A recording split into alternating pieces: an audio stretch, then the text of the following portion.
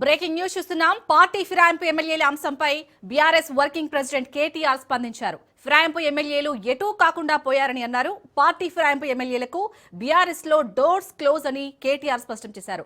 వాళ్ల స్థానంలో కొత్త వారికి అవకాశం ఇస్తామని తెలిపారు. ఏ పార్టీలో ఉన్నారో ఫిరాయింపు ఎమ్మెల్యేలు చెప్పుకోలేకపోతున్నారని అన్నారు. గ్రౌండ్ లో బీఆర్ఎస్ కు మంచి పట్టు ఉందని, సర్పంచ్ ఎన్నికల్లో కాంగ్రెస్ పార్టీకి ఎదురు దెబ్బ తగిలిందన్న కేటీఆర్ కాంగ్రెస్ కి భయం మొదలైందని, అందుకే మున్సిపల్ ఎన్నికలు పెట్టడం లేదని విమర్శించారు.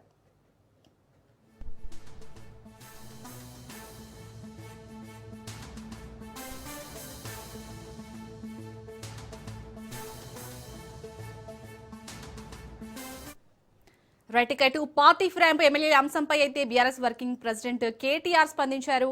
దీనికి సంబంధించి పూర్తి డీటెయిల్స్ ని మా ప్రతినిధి సైదులు అందిస్తారు. సైదులు, మొత్తానికైతే పార్టీ ఎవరైతే ఫిరాయించారో ఆ ఎమ్మెల్యేలు మళ్ళీ బీఆర్ఎస్ లో రావడానికి అయితే అవకాశం లేదు, డోర్స్ క్లోజ్ అని అయితే కేటీఆర్ చెప్పారు. సో ఏ విధంగా చూడాలి, ఓవరాల్ గా అప్డేట్స్ ఏంటి?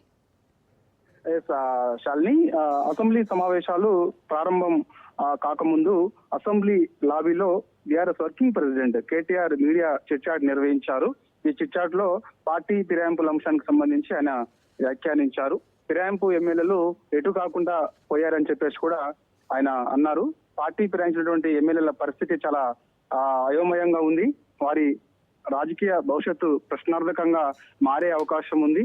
ఇక వారు తిరిగి మా పార్టీలోకి వస్తామన్నా కూడా డోర్స్ క్లోజ్ చేశాము, సో వారు ఇక రాలేరు అని చెప్పేసి కూడా చెప్తున్నారు. కాబట్టి వారిపైన వేటు ఎప్పుడైనా పడే అవకాశం ఉంది. పార్టీ ఫిరాయించినటువంటి ఎమ్మెల్యేల పైన ఇప్పటికే సుప్రీంకోర్టు చాలా సీరియస్ అయింది.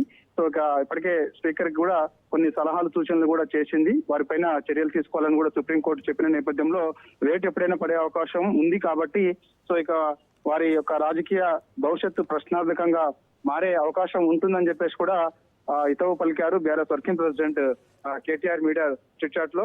కాబట్టి ఇక మొన్న జరిగినటువంటి స్థానిక సంస్థల ఎన్నికల్లో బీఆర్ఎస్ పార్టీ మంచి ఫలితాలు సాధించింది. పట్టు బీఆర్ఎస్ పార్టీకి గ్రామాల్లో ఉంది.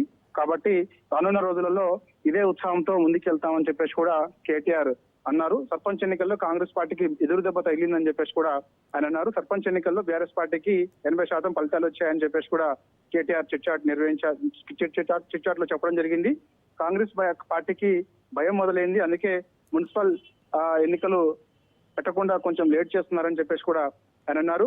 ఏ పార్టీలో ఉన్నారో ఫిరాయింపు ఎమ్మెల్యేలు చెప్పుకోలేకపోతున్నారని చెప్పేసి కూడా ఆయన అన్నారు. పార్టీ ఫిరాయించినటువంటి ఎమ్మెల్యేలు ఏ పార్టీలో ఉన్నామో వారు అసలు చెప్పలేని పరిస్థితిలో ఉన్నారు. బీఆర్ఎస్ పార్టీలో ఉన్నారా, కాంగ్రెస్ పార్టీలో ఉన్నారా కూడా చెప్పకుండా ఉంటున్నారు. కాబట్టి అర్థం చేసుకోవచ్చు వారి యొక్క భవిష్యత్తు ప్రశ్నార్థకంగా మారే అవకాశం ఉంది. సో ఎప్పుడు వచ్చినా సరే, ఎన్నిక ఏదైనా సరే, ఎప్పుడు ఉప ఎన్నికలు వచ్చినా సరే ఖచ్చితంగా బీఆర్ఎస్ పార్టీ సత్తా చాటుతుంది. ఎందుకంటే గ్రామాల్లో బీఆర్ఎస్ పార్టీకి పట్టు ఉంది. ఎందుకంటే మొన్న జరిగినటువంటి గ్రామ పంచాయతీ ఎన్నికల్లో అత్యధిక స్థానాల్లో బీఆర్ఎస్ పార్టీ గెలిచింది. రానున్న మున్సిపల్ ఎన్నికల్లో కూడా ఇంతే ఉత్సాహంతో పనిచేస్తాం, అన్ని స్థానాలు గెలిచి తీరుతాం.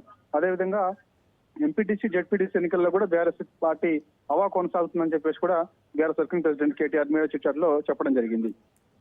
Right, thank you Saidulu.